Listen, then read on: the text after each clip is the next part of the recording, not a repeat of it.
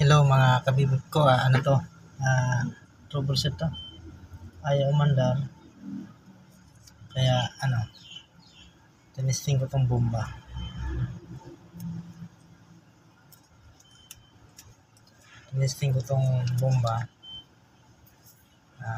Kung gumagana. Direkta ko dito sa battery, kaya direktahan ko siya dito sa battery. Yan, kinabitan ko siya ng wire dito direct to battery, tapos nung gumana naman siya.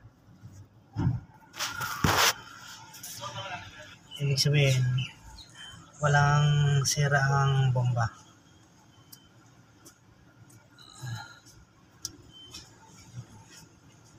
Walang sira.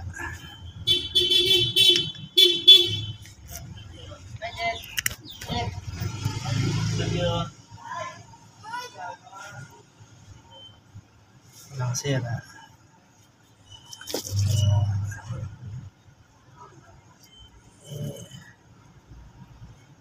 Babalutan ko na ulit yung binalatan ko.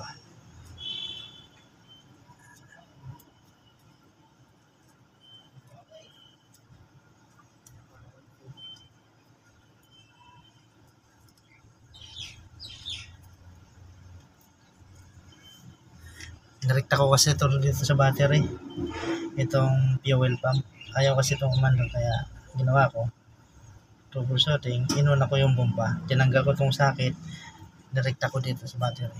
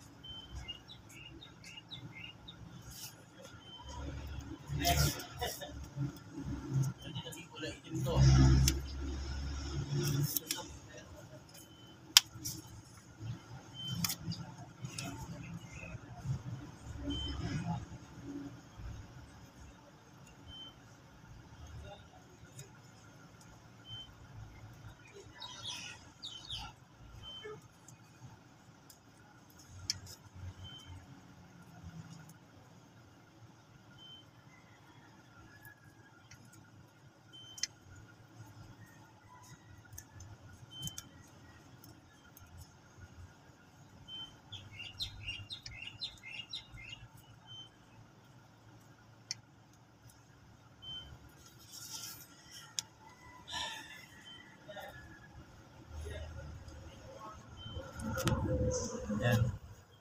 Okay na. Okay naman tong bomba. Ngayon, sa fuse naman.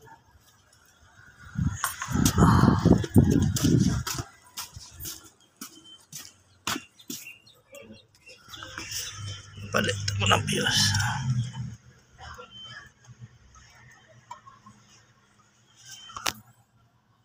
May busted na fuse eh.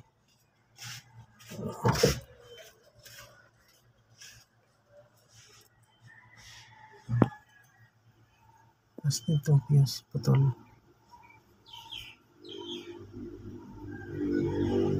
Ito sira tong fuse. Tingnan ko panda rin.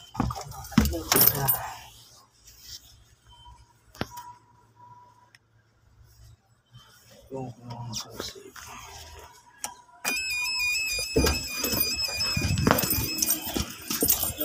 Ay. Okay na. Gumagana na yung bomba.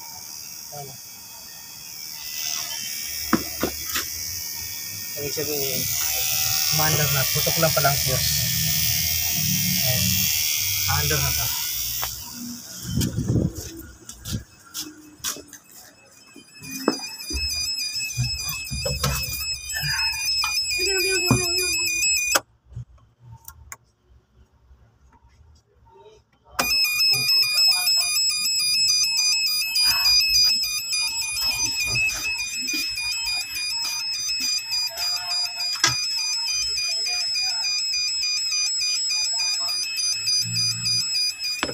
Ang pagpandar nito lang on mo tapos off mo ulit, tapos on para gumana yung bomba ng fuel, tapos yung heater.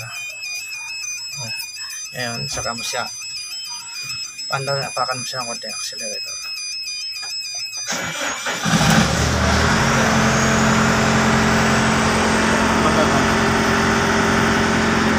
Ganun lang kadali yung pag-troubleshoot ng makina. Ayaw niya umandar. Ang ibig sabihin nun, tinignan ko agad yung fuel kung kung nabomba yung fuel.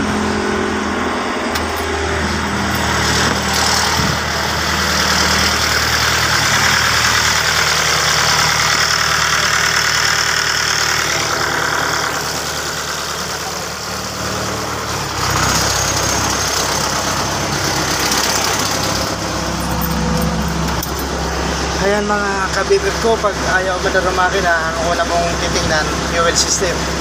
Ang una kong titingnan, kung gumagana ba yung fuel pump, kung may nalabas.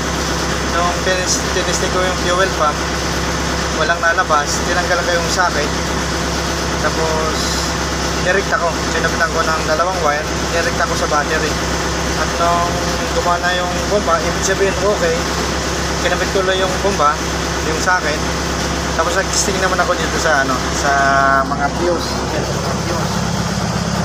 Ang nakita ko sa mga fuse, yung basket may putol. Kaya ayun, nagpadali.